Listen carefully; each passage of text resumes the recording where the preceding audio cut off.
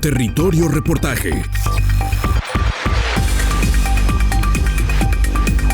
Porque todos tenemos una historia que contar. Con el periodista Agustín del Castillo.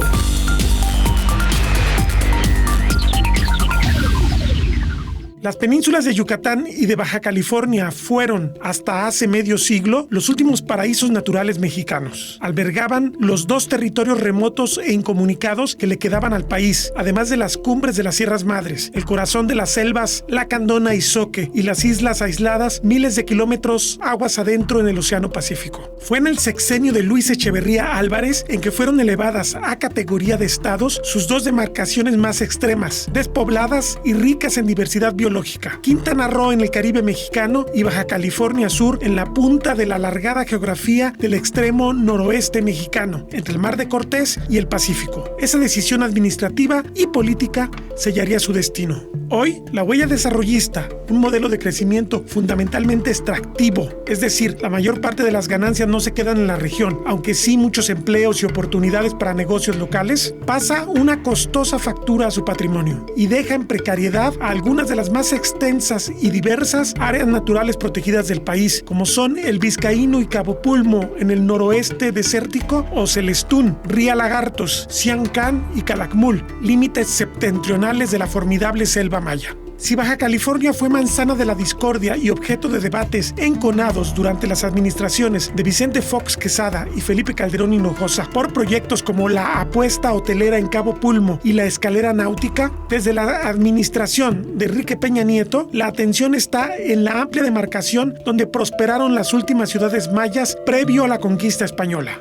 Desde negocios de firmas chinas como Dragón Mart, cancelado por daño ambiental en 2015, hasta el proyecto paraestatal de infraestructura y desarrollo más ambicioso de la administración del presidente Andrés Manuel López Obrador, el Tren Maya. El Tren Maya ha generado fuertes debates. Se le critica no estar basado en un serio análisis de las posibilidades ambientales y sociales de un territorio que ya enfrenta una agenda de pasivos tanto por la destrucción de ecosistemas, la extinción de especies, los cambios de uso de suelo y la contaminación, como por la creciente desposesión de territorios de las comunidades indígenas y ejidos, dueños de 80% de la superficie terrestre de la zona de casi 150,000 kilómetros cuadrados, casi dos tantos el territorio de Jalisco. Para Presidencia, se trata de una apuesta por rescatar al sureste mexicano de la pobreza, por lo que le ha dado máxima prioridad en inversión de presupuesto, sin que esto haya evitado una luz de juicios de amparo promovidos por entidades ecologistas y por pueblos mayas. Esta es la última página de una historia de incomprensión e imposición entre los gobiernos centrales del país y su aislada y alguna vez levantisca región caribeña, cuyo valor extraordinario pasa primero por la explotación de los yacimientos petroleros más ricos de la historia del país, en Campeche, y luego por la impresionante atracción de divisas que significaron Cancún y la Riviera Maya, detonados por el Fondo Nacional de Fomento Turístico, Fonatur, en el sexenio echeverrista, y donde hoy se capta más de la mitad del dinero extranjero por turismo que llega a México. Paradojas. Ma-ya, el lugar de poca gente o de gente escogida. En la lengua aborigen, ma, negación, y ya, muchos. Es el nombre que las antiguas crónicas le dieron a la península de Yucatán. Esta tierra de los elegidos mantiene hoy una prestigiosa resonancia que no coincide con la destrucción que está afrontando. Ante la inminencia del desastre ecológico desatado por la avaricia y la sed de poder de la civilización moderna, algunas minorías tránsfugas del orden materialista buscan en este singular rincón planetario algo más que una redención. Desde las colonias menonitas, cristianos holandeses reformados que han huido por 5 siglos de la soberbia y la impureza, enclavadas al centro y el oriente de la región, en tierras rentadas ejidos mayas o adquiridas al gobierno mexicano, hasta un asentamiento italiano de 800 hectáreas en Chul, donde se edifica una ciudad para resistir los embates del fin de los tiempos. Se demuestra la vigencia de esa fama compuesta de aguas subterráneas, suelos frágiles y rocas calizas, entre tupidos nubarrones de misticismo.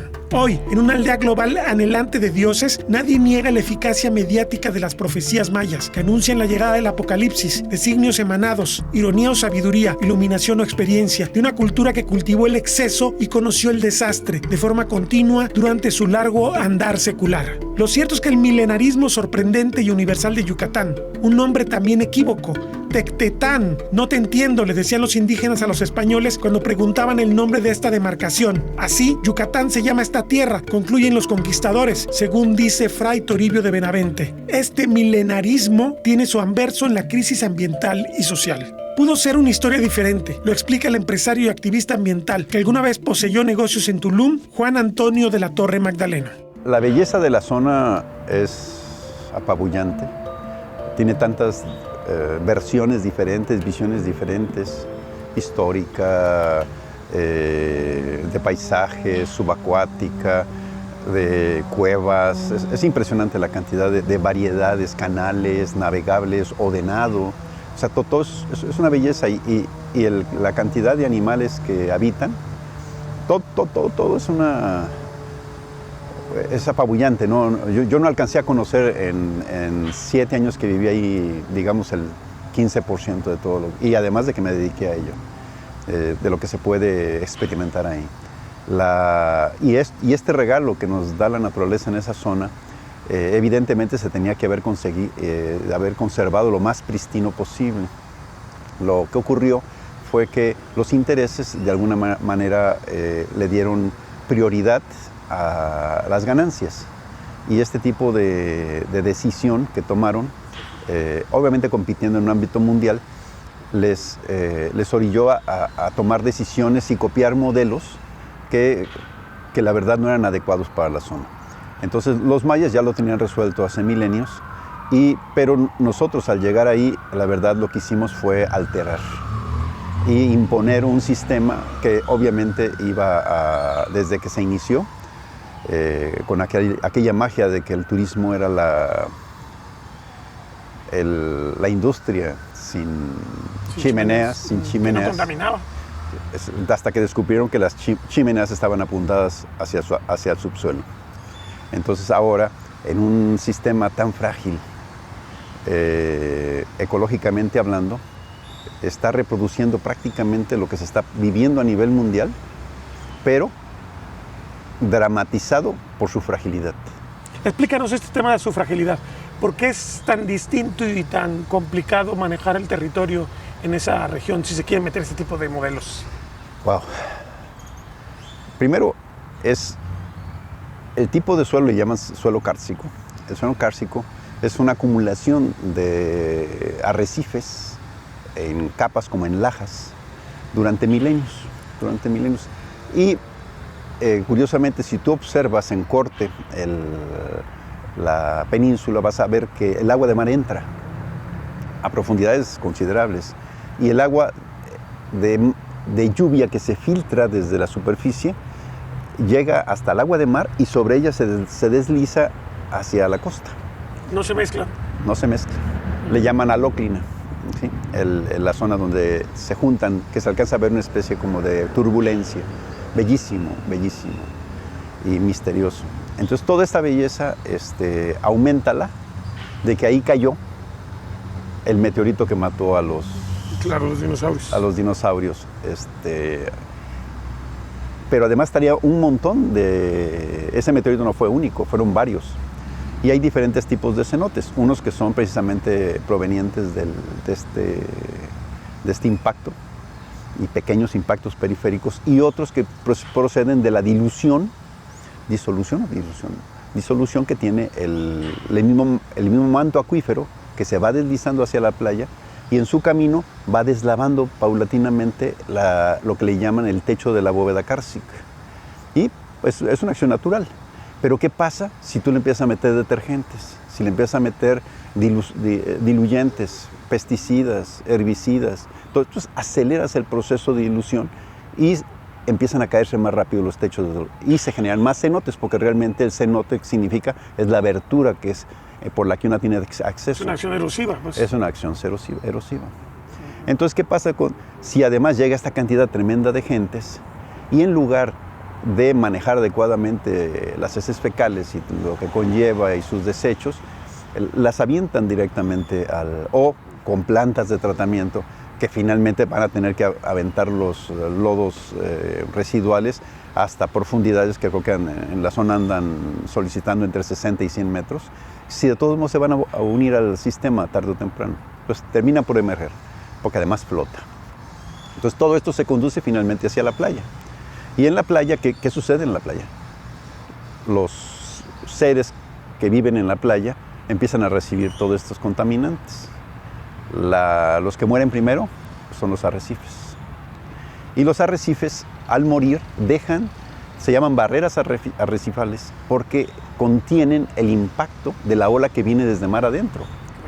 Entonces, cuando llega, pues ya llega con toda su potencia hasta la playa. ¿Y qué hace? Deslavar la arena. En la península también se registra un proceso, en parte simulado, de desposesión de territorio campesino a manos de empresarios que ven el negocio de su vida en la expansión de las ciudades y en los corredores de desarrollo prometidos por el Tren Maya. Lo señala la investigadora Gabriela Torres Mazuera, quien acaba de publicar una investigación con apoyo del Consejo Civil Mexicano de Silvicultura Sustentable. Da una inquietante cifra: 500,000 hectáreas donde formal o simuladamente el control se cede a intereses privados. En muchos casos hay deforestación, en otros quizá pronto se dé el cambio de uso de suelo. Y podemos inferir que muchos de estos cambios de destino sí tienen que ver o implican en algún sentido deforestación, pero no siempre. Por ejemplo, estos cambios de destino en el aspecto urbano, notamos que alrededor de Mérida hay muchos ejidos que son de interés para continuar el desarrollo, la expansión de la mancha urbana, y que desde el 2010 algunos empresarios interesados en sacar, digamos, invertir en este proceso de cambio de desarrollo urbano, promovieron parcelamientos para asentamientos humanos. Pero entonces hubo un cambio en la tenencia de la tierra, pero todavía esos parcelamientos no han sido desarrollados. Entonces, hay una posibilidad de que en algún momento empiecen a ser deforestados, pero todavía no lo han sido. Entonces, por esa razón, no tenemos como un dato absoluto en donde podamos hacer una correspondencia entre estos parcelamientos y las deforestaciones, pero sí hay datos, digamos, de cuánta superficie ha sido deforestada, ¿no? Entonces, podemos hacer inferencias. Y desde el enfoque de campo, pues sí vemos que muchos de estos ejidos, cuando ellos hicieron el parcelamiento de sus tierras de uso común, se hizo una deforestación, ¿no? Y en ese sentido, ¿cuál es la actuación de las autoridades de las instituciones agrarias? Porque queda claro que en la ley agraria se prohíbe aparcelar las tierras de uso común, y también la Ley General de Equilibrio Ecológico y Protección al Ambiente señala que ni las selvas ni los bosques pueden aparcelarse. Entonces, como que esto es una contradicción muy grande, ¿no? Exacto. Sí, nosotros identificamos en estos procesos justamente violaciones a la ley. O sea, por un lado, como tú bien señalas, la ley agraria establece que será de nulo de pleno derecho el parcelamiento en aquellas tierras de uso común con cubierta forestal, y tenemos casos registrados en donde no fue seguida esta limitación. Pero también, digamos que parte de la argumentación de este trabajo es cómo los empresarios, con mucha información de funcionarios y exfuncionarios del Registro Agrario Nacional o de la Procuraduría Agraria, que se convierten en asesores de los empresarios, logran darle la vuelta a la ley. Entonces, en el estudio identificamos estrategias para darle la vuelta y conseguir estos cambios de uso. En particular, a mí uno que me llama mucho la atención es el que ya mencioné, el de crear asentamientos humanos. En la ley agraria es posible que los ejidos destinen cierta área de tierras de uso común para crear estos asentamientos humanos, pero también en la misma ley el asentamiento humano queda claro que es una figura para el crecimiento natural de los núcleos urbanos de los ejidos. Y por esa razón no se establece un dictamen de Semarnat para ver si hay bosque o no, porque digamos que en este enfoque prima el interés público de la necesidad de los mismos habitantes para urbanizar ciertas áreas, pero digamos que si uno lo piensa, esta expansión es pequeña. Bueno, lo que hicieron aquí en Yucatán es que muchos empresarios empezaron a usar esta figura para parcelar tierras con cubierta forestal, amplias extensiones, quiero decir 4,000, 5,000 hectáreas, y entonces así ya no tener que tener este dictamen de Semarnat que hubiera sido negativo, porque obviamente tenían selva.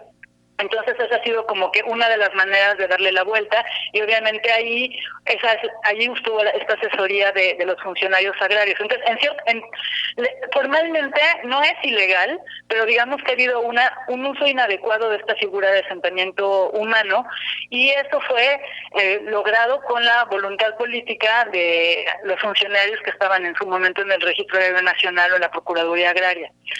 También ha habido un uso inadecuado de la figura de avecindado o de ejidatario. O sea, hay, por ejemplo, empresarios que hemos identificado que son ejidatarios en más de uno, de dos, de tres ejidos, ¿no? Lo cual no hace sentido porque esta figura establece que tienes que ser vecino, vivir en un ejido para ser ejidatario. Entonces, ahí es donde vamos como una sutileza, ¿no? O como la simulación jurídica para lograr legalmente algo que en principio es ilegal. Y ahí es donde está, digamos, el contubernio entre empresarios y funcionarios agrarios o exfuncionarios agrarios. Con estos grandes problemas, la península yucateca recibe el proyecto Tren Maya. Hay razones para el pesimismo ecologista como escenario futuro más viable en caso de que la ambiciosa empresa culmine.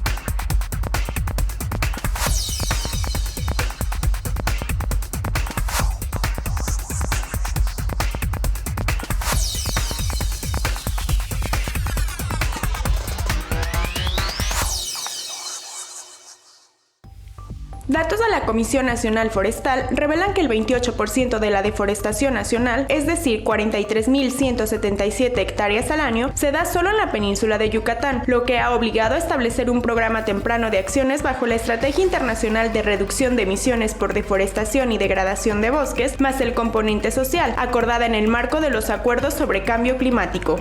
La península forma, según la Comisión Nacional del Agua, dos regiones hidrológicas, la 32 y la 33, pero se desconoce a ciencia cierta todavía cómo están conectadas. Se trata de un solo acuífero kárstico de tipo libre con muy alta permeabilidad, que las fuentes más remotas del agua vienen desde Guatemala y que el flujo subterráneo corre hacia el mar, al norte, el oriente y el occidente. La contaminación del acuífero no está debidamente visibilizado.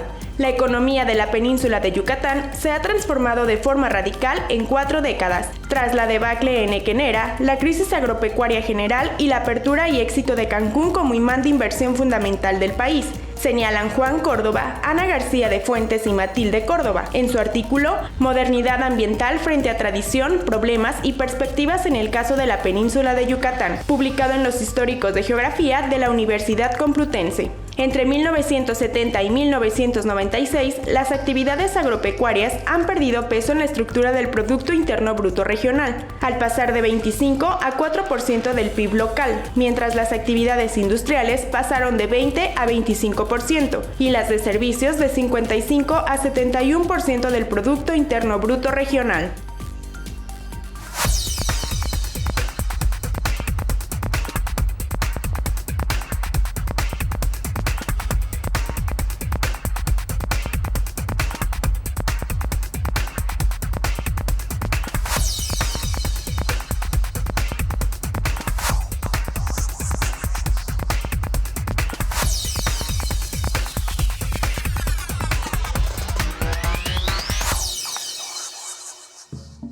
La laguna de Bacalar es uno de los paraísos naturales de Quintana Roo. Por desgracia, es un cuerpo de agua enclavado al sur de la península que ha sido víctima de su éxito como foco de atracción de la industria turística. Destaca la periodista y activista ambiental Jocelyn Zamora Gómez, quien se ha empeñado en fomentar una cultura de sostenibilidad en cápsulas que cotidianamente entrega en sus redes sociales a la población de la región. Ella explica las particularidades de la laguna, de los estrematolitos, los problemas de contaminación y algunas posibles soluciones que se ensayan. Ahora, lo que pasa en Bacalar es que hay dos cosas. La primera es que es una ciudad construida desde hace muchos años De hecho, pues el famoso Canal de los Piratas y el Fuerte de San Felipe tiene muchos años.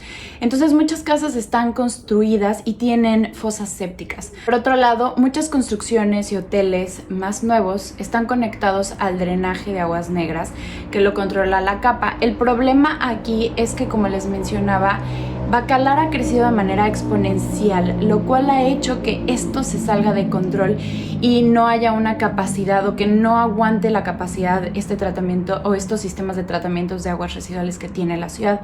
Es por eso que se han ido aumentando, la capacidad se ha ido aumentando, pero también hay otro problema en el que a escasos metros de la laguna tenemos los cárcamos en donde se hace estas limpiezas de las aguas. Entonces, algunos ciudadanos con los que platicamos pues denuncian que a ciertas horas del día se puede ver cómo se desborda porque no hay tanta capacidad. Entonces es demasiada el agua que se tiene que tratar y se desborda, llegando obviamente a la laguna. Ahora, otro problema que tiene Bacalar es igual. Seguimos hablando del crecimiento poblacional. No tiene un ordenamiento de desarrollo urbano. Es decir, que todas las construcciones, todas las carreteras, todos los caminos, todas las calles han sido construidas de manera improvisada, y eso afecta muchísimo al ecosistema porque no están pensados para ayudar ni para minimizar el impacto del ser humano en la laguna de Bacalar. Algunos expertos, como la bióloga Silvana Ibarra, comentan que deben de considerar hacer una ciudad en donde las lluvias también sean parte de este ciclo, porque las lluvias, las filtraciones de lluvias y esos nutrientes que tienen estas aguas llegan a la laguna y también alimentan de una manera positiva. Entonces, en este tipo de lugares en donde hay lagunas, hay estos espacios tan conectados y que están tan directamente o estrechamente relacionados con las ciudades, se debe de también construir de una manera favorable para que la lluvia también forme parte de este proceso natural y cíclico y no interrumpirlo de una manera negativa. Algunos hoteles y desarrollos sí han tenido la capacidad de poder pensar en pro del medio ambiente y en pro de la laguna de Bacalar. Por ello han adaptado de manera personal o de manera privada sistemas de tratamiento residual desde sus propios complejos y utilizan un tipo de sistema de tratamiento terciario, por ejemplo, o que tratan de una manera tan completa el agua que riegan sus mismos cultivos o sus mismas plantas con esa agua. Entonces hacen un ciclo perfecto en donde ningún tipo de agua negra llega ni se inyecta a la laguna de Bacalar. Ese es un modelo que se ha tratado de fomentar en Bacalar, así que bueno, esa es una opción que dan los biólogos y los expertos para que las aguas negras y las aguas residuales no sigan afectando, porque también existe una organización que se llama Agua Clara Bacalar y ellos han estado haciendo monitoreos de la calidad del agua y han encontrado muchísimas heces fecales y muchísimas sustancias fecales en la laguna de Bacalar, y esto es solo un indicativo de que se siguen inyectando aguas sin tratar a la laguna de Bacalar, y obviamente eso rompe con el ecosistema, daña muchísimo e incluso algunas personas las ha enfermado. Entonces se busca mucho fomentar esta aplicación de tratamientos de aguas residuales en cada uno de los hoteles de manera personal y de manera individual en los complejos. Un síntoma claro del efecto de las aguas adulteradas es el modo en que decaen especies asociadas a las mismas. El activista local David Martínez le muestra a Jocelyn el caso de unos caracoles nativos del área. Todos estos caracolitos que están aquí no cumplieron con su proceso, no crecieron lo suficiente. Este, por ejemplo, que tiene el hoyo, sí se lo comió un halcón caracolero. Todos los demás, no. Esto que está aquí es un indicativo, nos está diciendo algo, ¿no? Al final de cuentas, la laguna nos está aventando un mensaje y el mensaje es bien claro. Ayúdenme, ¿no? Si bien ya clareó en unas zonas, qué bueno, de verdad yo me siento bien contento y soy el primero que se quiere equivocar en este pedo. Pero ya somos muchos los que hemos visto este fenómeno y algo está mal. Los que ya estamos trabajando en esto hace tiempo y venimos a ver caracoles chivita muertos, puta, pues se siente bien feo. Se siente bien feo porque no es normal. Hay muchísimos caracoles chivita, pues por todo el piso. Dice David que ahorita en esta temporada debería de haber muchísimos, y vean, están muertos. O sea, hemos estado viendo y hay muchísimos muertos. También dice que no crecen, o sea, no están creciendo al tamaño que deberían, están muy, muy chiquitos. Entonces, pues, hay muchos. Los estrematolitos son colonias de bacterias que fueron pioneras en la fotosíntesis. Sin ellos, la vida habría sido imposible tanto en el mar como en la tierra, pues todos los organismos vivos de este planeta requieren de oxígeno. Bacalar es hogar del arrecife bacteriano más grande del mundo. Este arrecife bacteriano se llaman estromatolitos. El problema de los estromatolitos, y yo creo que su principal pecado, es parecer una simple piedra. Si no tienes el conocimiento de la información, puedes estar parado o has podido estar parado en uno de ellos y no darte cuenta que son formaciones que tienen más de 3,000 millones de años. Son formaciones y son seres que captan muchísimo carbono y además ayudan en esta parte del ciclo y de este ecosistema que junto con los manglares, junto con el caracol chivita, le da ese color y esa tonalidad azul. El problema es que, como lo hemos dicho, el crecimiento exponencial, la cero planeación en la urbanización, esto ha tenido impactos de manera muy directa y tenido impactos muy, muy evidentes en poco tiempo. Ahora, Bacalar es una zona en donde va a pasar el Tren Maya y el Tren Maya tiene planificado que cada estación en donde pase haya una explotación y un crecimiento nuevamente exponencial.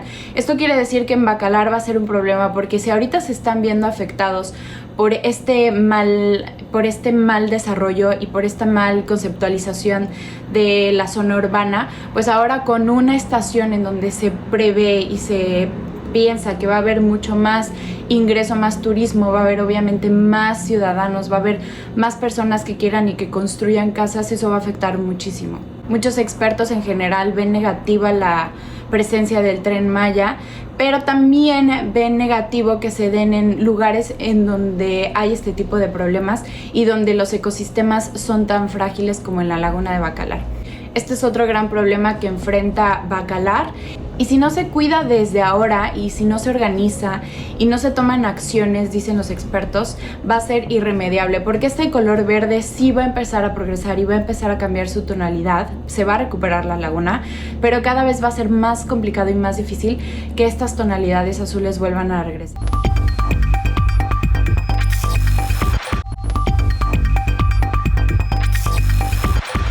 Como en casi todas las crisis ambientales, el agua es el mejor hilo conductor para un relato que llame la atención y preocupe. Y en el caso de la península, la especial disposición del elemento debajo del suelo kárstico debería conducir a una solución distinta a la de las plantas de tratamiento, advierte el empresario y ecologista Juan Antonio de la Torre Magdaleno.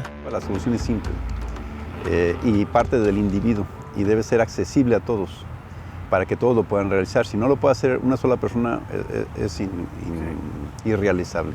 Entonces, la manera de llevarlo a cabo, que simplemente,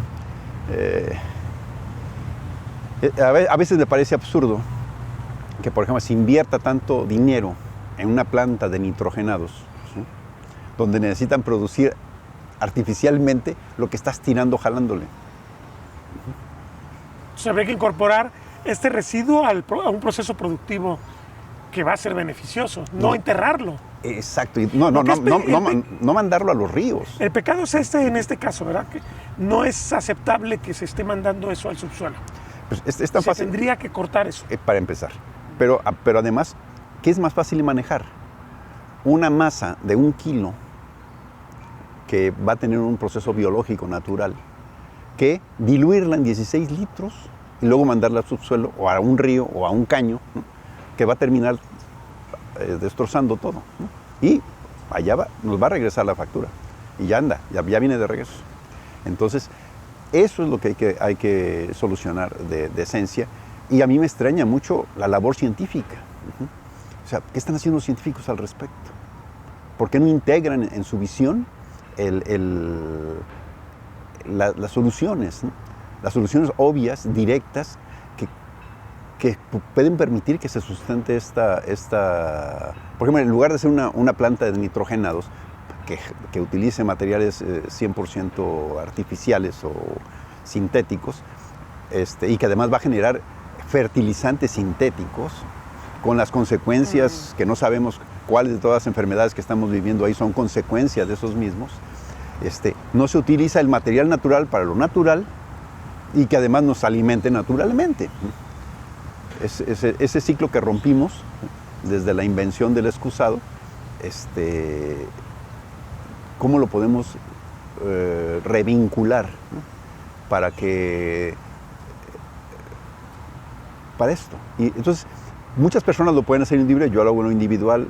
La verdad no tienen ningún problema, es muy fácil manejar sus propias heces fecales. Ubicas un poco de disciplina personal que sí se tiene que llevar a cabo, pero al final empieza en ese momento un estado de reconexión con la vida, porque empieza a observar desde dónde se rompió este momento, ¿no?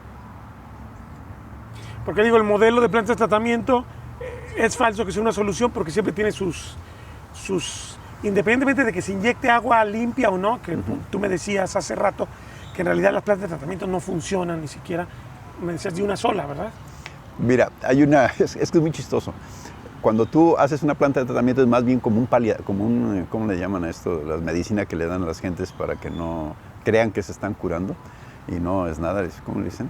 Sí, es un efecto placebo. Un placebo, es un placebo social para que la gente crea que se está haciendo algo. Pero si tú, por ejemplo, quieres checar, si tú metes el agua como que podías tomar aquí, le haces todos los procesos humanos que le damos al agua y luego lo metemos por la planta de tratamiento, el agua que sale no es bebible. La gente cree que es bebible, pero tiene un eufemismo ahí que le llaman que es para riego. Es agua para riego. Pero realmente esa agua ya no tiene las cualidades que tenía cuando entró. Y además ese proceso de tratamiento va a implicar separación de sólidos y los sólidos van a ir a algún lado. Exacto. Entonces va a haber de todos modos residuos. Sí, y las plantas de tratamiento, si te las observas, es muy costoso su manejo real. Pero se debe cuestionar todo el modelo de desarrollo. El activista vivió el ejemplo en Ciudad del Carmen, Campeche, y luego en Tulum, Quintana Roo. A mí me decían en Tulum, ¿no? O sea, ¿qué podemos hacer? Tenemos que ver. La verdad es que si tú, por ejemplo, yo tenía en mi pequeño hotel que tenía en Tulum, lo que hice es, tenía solamente 7 cabañas y tenía suficiente para vivir con ella y vivir bien, ¿eh? Y de una manera muy bella. Pero era otro Tulum que ya no existe, ¿no? No, para que nada. Ya lo barrieron. Lo barrieron. El tipo de el tipo de visitante, porque aquí es otra cosa. Ahí llevaban visitantes, llegaban gentes a conocer a la gente que vivía ahí, a las costumbres que tenía la gente. Entonces, no nos teníamos que adaptar al turismo, porque el turismo es adaptarte tú, ¿sí? a las necesidades X de un promedio. Pero tú pierdes toda tu identidad, tú pierdes todo tu esencia, ¿no? Y si bien te va, te conviertes en parte del folclore y del espectáculo que se va a vender, ¿no? Pero es alguien más que está rellenando una necesidad de servicios estándares.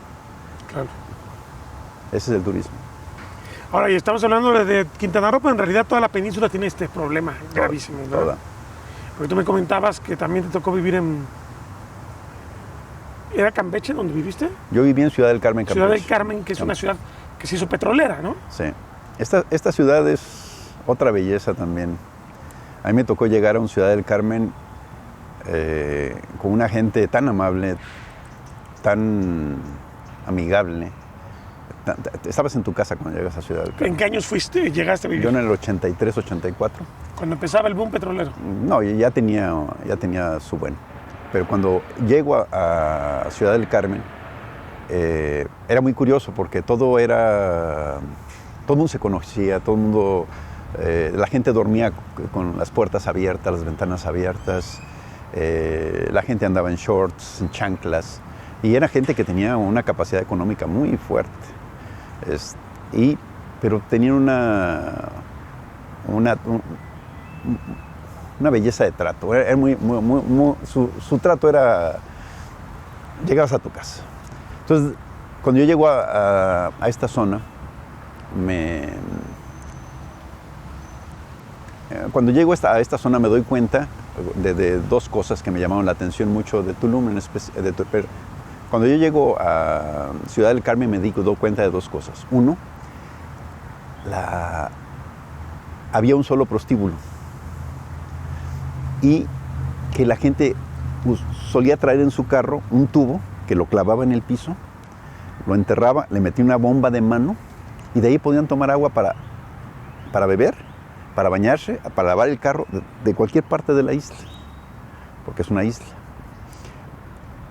Cuando me fui, 20 años después, había 200 prostíbulos. ¿Y el agua ya no se podía beber? No, te bañabas con ella y se te caía el cabello. Entonces, esto es el tipo de utilidad que dejan, que finalmente toda esa utilidad se ve en la economía local, pero no en la calidad de vida. La calidad de vida que antes tenían era absoluta. Era la seguridad, la amistad, la confianza. Hoy, en Ciudad del Carmen, no he ido últimamente, mis amigos siguen siendo mis amigos, gente que estimo mucho, pero a ellos no les quedó la utilidad, ni siquiera para afrontar las consecuencias de lo que están viviendo. O sea, todas las empresas que trabajaban ahí tributan en Monterrey, tributan en el DF, en otras partes, menos ahí. Entonces, ¿qué pasa? Que todo ese recurso emigró y solamente le dejaron el daño.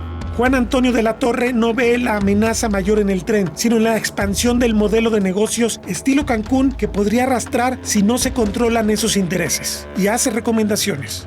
Lo ideal, y yo pienso que el gobierno federal lo debe tomar en cuenta, o lo debe estar tomando en cuenta, yo espero que lo tome en cuenta, es que ellos son los que están proveyendo, ¿sí?, el capital máximo, ¿sí? O sea, son los socios mayoritarios, no tan solo de la zona del Tren Maya, sino también la transísmica. Ellos son los que están aportando a la posición estratégica.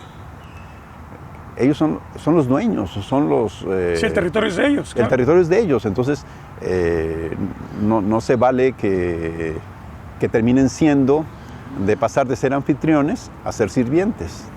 Que es lo que ha pasado siempre. Que es lo que nos ha pasado allá a los mexicanos. Y tú me comentabas esta plática que tuviste con la gente del Istmo, justamente porque necesitarían apropiarse del proceso y convertirse en beneficiarios mucho más amplios y no ser simplemente los que reciban el pasivo final de un proyecto que va a hacer ricas a personas que, como tú bien mencionabas con Ciudad del Carmen, están en Monterrey o están en Ciudad de México, pero no están en la región.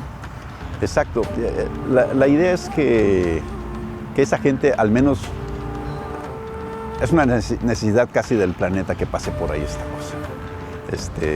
Entonces, ¿cómo puedes darles a ellos para que sin perder su identidad, su autonomía, su autodeterminación, puedan ellos administrarse, ¿sí?, en su propio crecimiento para que esto no los barra? Porque además, ellos como cultura son nuestro último reducto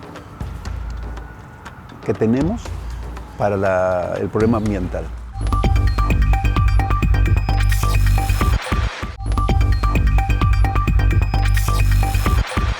En la península de Yucatán, con la ley en la mano, se da un proceso cada vez menos silencioso de despojo del patrimonio campesino. Lo refleja una investigación del efecto de los cambios constitucionales al artículo 27 y la ley agraria de 1992 con corte al año 2018. La investigadora Gabriela Torres Mazuera revela. Tratando de comprender la dinámica que se activó con el antecedente de la reforma al artículo 27 constitucional de 1992 y la ley agraria que se emitió en ese momento, que permitía poner las tierras de los ejidos en el mercado.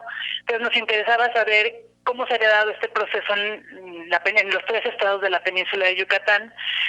Y algo que notamos y que nos llamó la atención es que pues muchas de estas transacciones que tienen que ver con la venta de tierras, o en términos jurídicos, la enajenación de derechos de las parcelas, sucedía en situaciones de ilegalidad o irregularidad.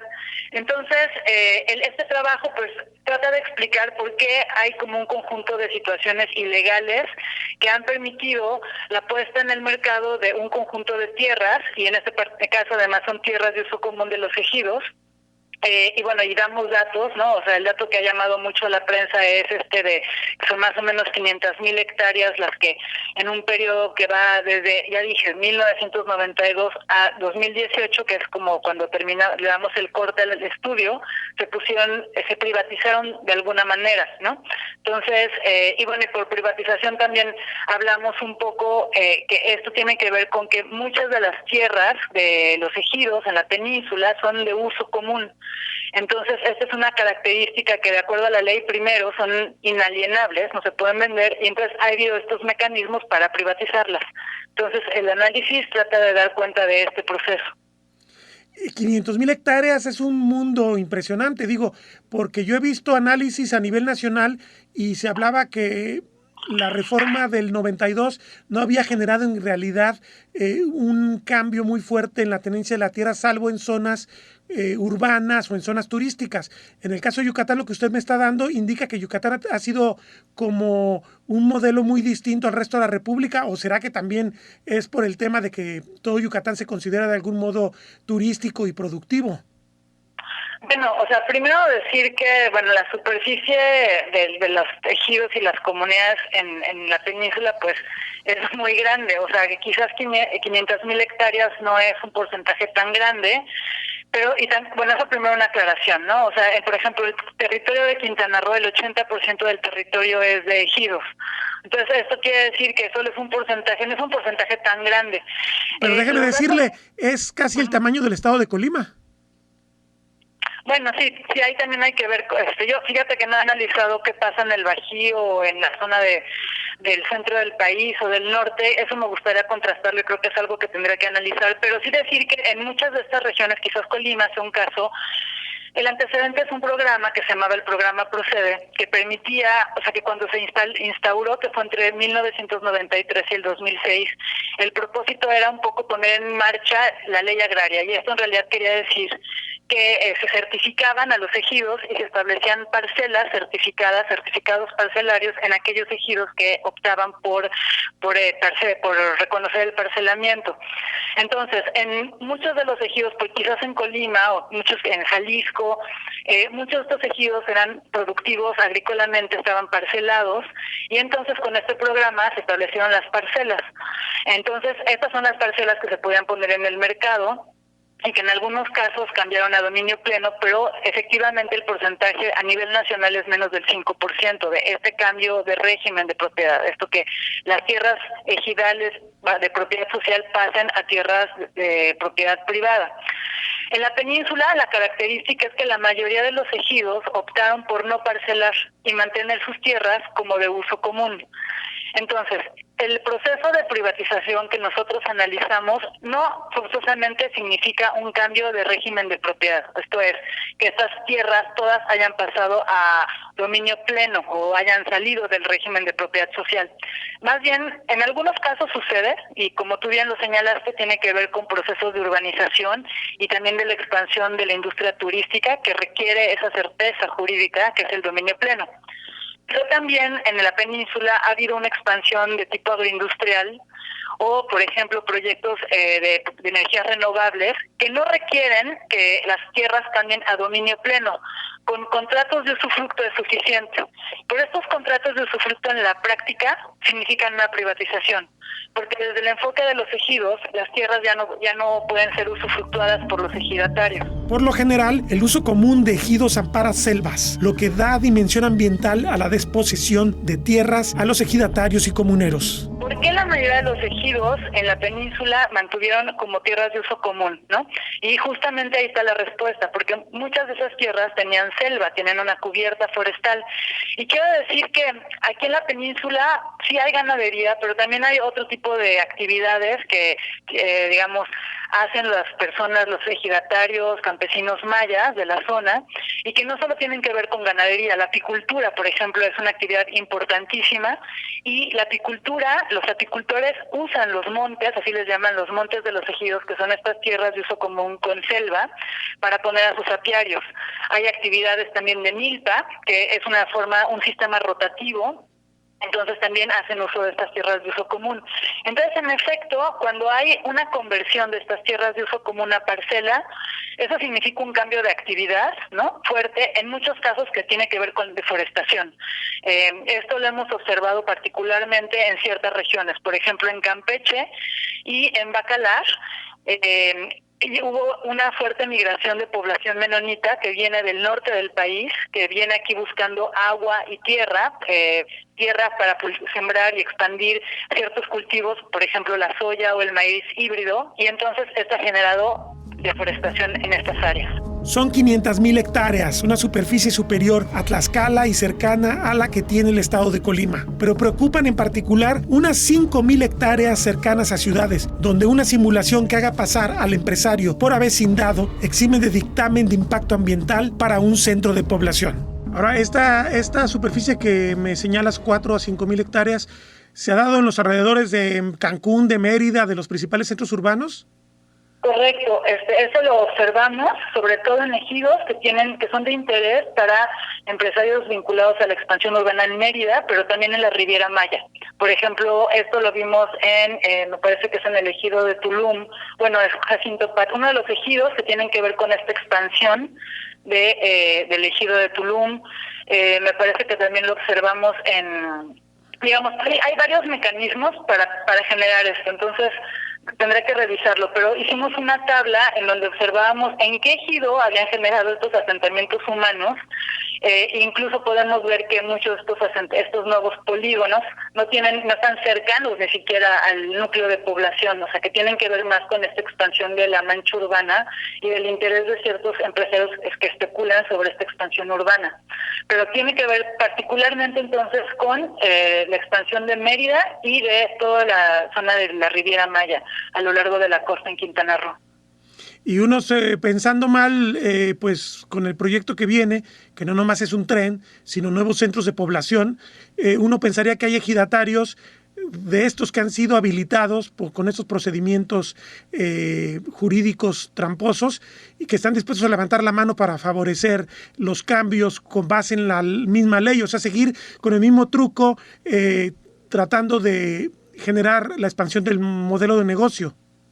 Exacto, esa es una gran preocupación que tenemos muchas personas aquí en la península, porque con el Tren Maya se ha propuesto un modelo de comunidades sustentables y, digamos, desde el enfoque de Fonatur y de Sedatu, esta es una manera para evitar, dicen ellos, también la posible especulación sobre las tierras ejidales que están en las estaciones donde se va a ir pasando el tren.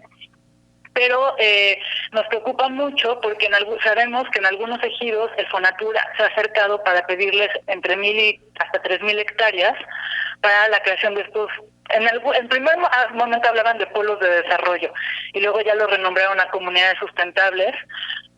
Y bueno, surge la duda de para qué necesitan tanto de esta tierra y si va a haber un cambio de régimen de propiedad de esta tierra, que son tierras de uso común con cubierta forestal, ¿cómo se va a lograr? Si la misma ley, ya dijimos, limita el parcelamiento de tierras con bosque que son de uso común. Entonces, la única manera de lograrlo legalmente sería la creación de estos asentamientos humanos.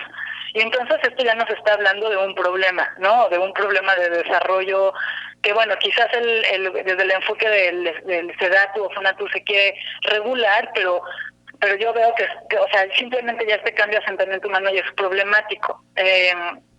Sabemos también que, digamos que en la aproximación de Fonatur a varios de los ejidos que se vinculan con, ahí sí, el paso del tren, las vías del tren, también ha habido una aproximación que tiene una trayectoria de, digamos, no puedo decir corrupción, pero sí de cooptación de los representantes de los ejidos, en donde no hay suficiente información sobre el proyecto para el conjunto de los ejidatarios y de las personas que viven en los ejidos, ¿no? Incluso aunque hubo una consulta previa, pero hubo también muchos problemas.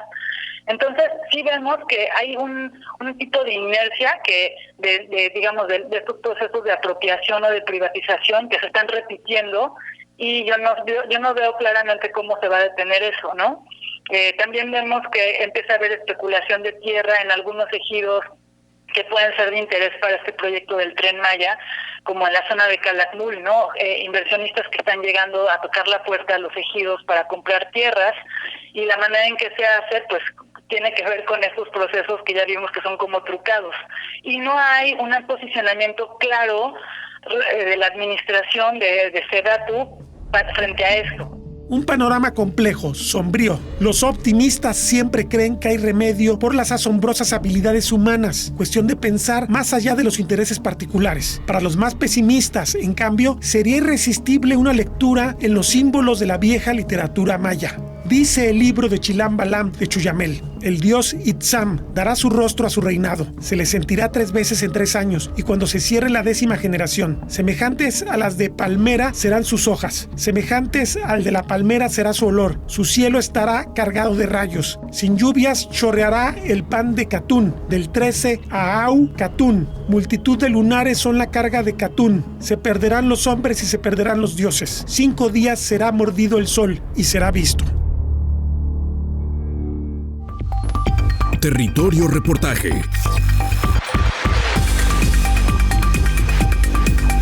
Porque todos tenemos una historia que contar. Con el periodista Agustín del Castillo.